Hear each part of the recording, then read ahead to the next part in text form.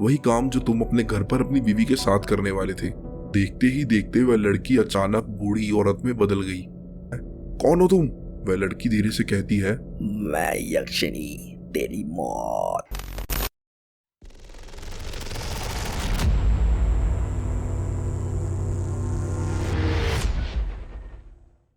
तो दोस्तों, अगर आप भी हमारे चैनल पर पहली बार आए हैं तो हमारे चैनल को सब्सक्राइब कीजिए, क्योंकि मैं हिंदी में आपके लिए मजेदार गोस्ट स्टोरीज लाता रहता हूँ, जिसे सुन के आपको बहुत मजा आएगा और आप मेरी आवाज के फैन हो जाओगे। तो चलिए। भूत वर्ष में रात के 2 बज रहे थे और विराट मेघालय और असम बॉर्डर के बीच पड़ने वाली किश्नोई नदी पार कर रहा था। दूर दूर तक अंधेरा छाया हुआ था।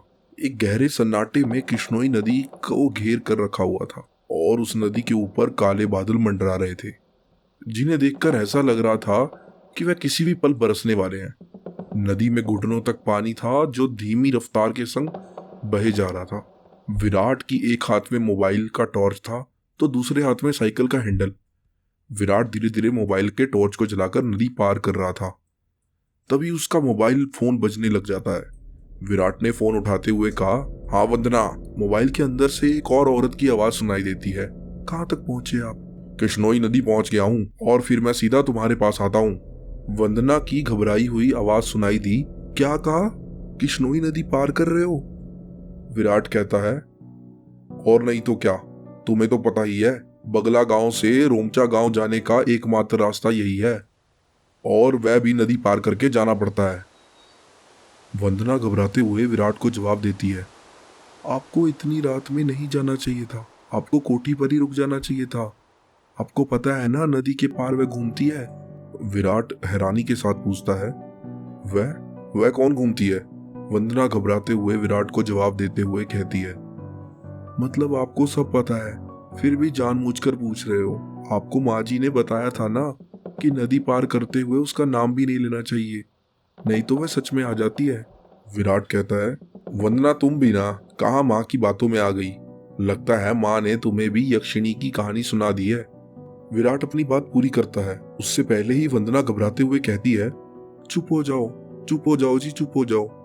हे काली माँ, मेरे पति की रक्षा करना और अनजाने में इनसे जो अनर्थ हुआ है उसके लिए इन्हें माफ कर देना। अब ये कभी भी उसका नाम नहीं लेंगे। विराट हंसते हुए कहता है, क्या वंदना, तुम भी ना, यक्षिणी कुछ नहीं होता। यह सब मनगढ़ंत कहानी है जो गांव वालों ने बनाई हुई है, और कुछ भी नहीं है। इस बात का जवाब देते हुए वंदना कहती है, आप नहीं मानते तो मत मानिए, मैं तो मानती हूँ, और आप बस जल्दी आ जाइए। विराट हंसते हुए कहता है, हाँ वंदना, आता हूँ, नदी तो पार कर लूं पहले। अच्छा, मैं रखती हूँ। अरे ऐसे कैसे? मुझे लगता है कि तुम कुछ भूल रही हो।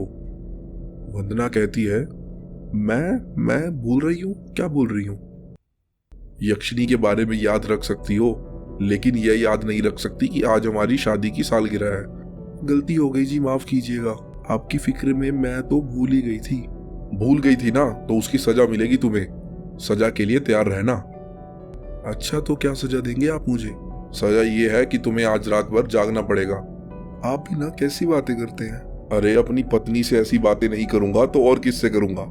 ठीक है, जल्दी आ जाइए, मैं इंतजार करूंगी आपका।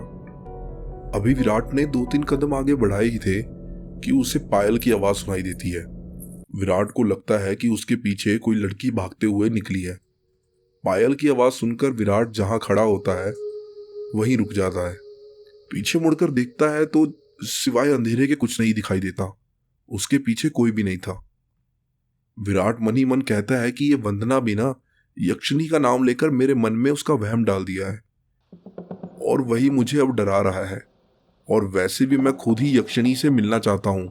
बड़े चर्चे सुने हैं उसके, सुना है बड़ी खूबसूरत है। इतना कहकर विराट वापस आगे बढ़ जाता है। आगे बढ़ने पर विराट को एक काला साया दिखाई देता है। काले साए को देखकर विराट के कदम अपने आप ही थम जाते हैं। साए को देखकर ऐसा लग रहा था जैसे वह विराट का ही इंतजार कर रहा था। काले साए के पास से पायल की आवाज और चमेली के फूलों की खुशबू आ रही थी। विराट के हाथ पैर कांपने लग गए थे। विराट डरते हुए मन ही मन सोचता है, कहीं वंदना की बात सच तो नहीं थी, यह यक्षिणी ही तो नहीं है। विराट उस साय को देखकर इतना डर गया था कि उसका पूरा चेहरा पसीने से लथपथ हो गया। उसके हाथ पैर ठंडे पड़ गए और उसका दिल जोर जोर से धड़कने लगा। उसे समझ नहीं आ रहा था कि वह क्या करे। विराट ने डरते हुए कहा, कौन है वहां पर? कोई जवाब नहीं आता है। सन्नाटा अब भी छाया हुआ था और विराट अपने मोबाइल का टॉर्च ऑन कर लेता है और उस तरफ रोशनी डालता है तो विराट देखता है कि वह शायद किसी और का नहीं बल्कि एक लड़की का साया था। नदी के किनारे पर एक बहुत ही खूबसूरत लड़की खड़ी थी जिसकी उम्र करीब 24-25 साल की होगी। उसकी लंबी सी गर्दन, गुलाबी से होंठ, बाल खुले हुए थे जो उसकी कमर तक आ रहे थे। उसका गोरा बदन, उसने काली साड़ी पहन रखी थी। वह लड़की किसी अप्सरा से कम नहीं लग रही थी। वह इतनी खूबसूरत थी कि कोई भी मर्द उसका रूप देखकर अपने हदों को भूलकर उसकी बाहों में मदहोश हो जाता। वह लड़की अपने हाथ से विराट को इशारा करके अपने पास बुलाती है। उस लड़की को देखकर विराट यह भूल गया कि यक्षिणी जैसी कोई चीज भी होती है। विराट अपनी साइकिल को वहीं पर छोड़ देता है और जल्दी जल्दी उस लड़की के पास जाने लगता है जैसे उसके बदन में कोई आग लग गई हो। विराट उस लड़की के पास जाकर उसे धीरे से पूछता है, कौन हो तुम? क्या नाम है तुम्हारा? और यहाँ क्या कर रही हो?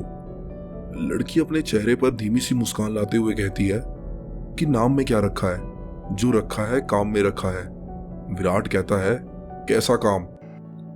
लड़की उसकी आंखों में देखते हुए कहती है, वही काम जो तुम अपने घर पर अपनी बीवी के साथ करने वाले थे। उसे आज रात भर जगा कर रखना चाहते थे ना? क्या तुम मुझे रात भर नहीं जगाओगे? उस लड़की की आंखों में एक नशा सा था जिसे देखकर विराट सब कुछ भूल गया था। ऐसा लग रहा था कि जैसे वह उसके वश में आ गया हो। और विराट भी उस लड़की की आंखों में देखते हुए कहता है, हाँ हाँ क्यों नहीं, मैं तुम्हें आज रात, कल रात और परसों नरसों जगा कर रखूंगा, कभी नहीं सोने दूंगा। इतना कहते हुए विराट उस लड़की को अपने सीने से लगा लेता है और अगले ही पल दोनों नदी की रेत पर पड़े हुए थे। दोनों की जिस्म की गर्मी से रेत उसके शरीर पर चिपक गई थी। लड़की के बदन में से चमेली के फूलों की खुशबू आ रही थी। लड़की नीचे थी और विराट ऊपर। विराट के माथे की पसीने की बूंदें साफ जाहिर कर रही थी कि वह अब थक चुका था और उसके बदन की सारी ताकत खत्म होने वाली थी।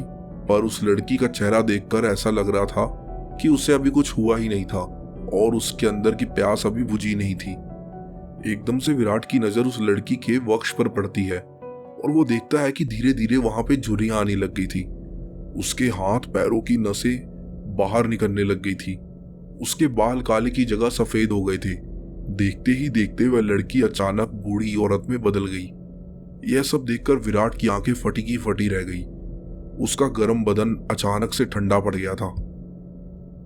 विराट घबराते हुए कहता है, कौन हो तुम? वह लड़की धीरे से कहती है, मैं यक्षिणी, तेरी मौत। यह सुनकर विराट के रोंगटे खड़े हो जाते हैं।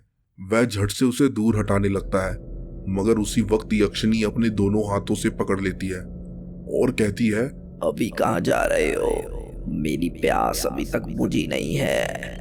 मुझे तो परसों नरसों हमेशा तक जगाना चाहते थे ना। क्या हुआ, थक गए या डर गए मेरा असली रूप देखकर? विराट उसका खौफनाक चेहरा देखकर इतना डर गया था कि उसे अब कुछ भी बोला नहीं जा रहा था। उसे यक्षिणी की आंखों में अपनी मौत दिखाई दे रही थी। यक्षिणी गुस्से में कहती है, वासना की प्यास में तू यह भूल गया कि तेरी पत्नी वंदना घर पर इंतजार कर रही है और तुम यहाँ मेरे साथ। तुम मर्द कभी एक स्त्री से प्यार नहीं कर सकते। तुम्हारी हवस कभी खत्म नहीं हो सकती।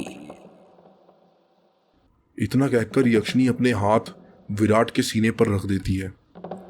यक्षिणी के लंबे काले नाखून थे जो चाकू की तरह नुकीले थे।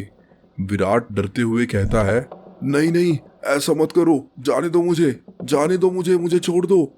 पर यक्षिणी उसकी एक भी नहीं सुनती और अपने हाथ विराट के सीने में घुसा देती है और जोर से काले बादल गरजने लगते हैं और बारिश होने लगती है। विराट के शरीर का खून नाखून के सहारे यक्षिणी के शरीर में जाने लगता है। जैसे जैसे खून यक्षिणी के शरीर में जा रहा था वह वापस से जवान होते जा रही थी। यक्षिणी वापस से अपने पुराने रूप में आ गई थी।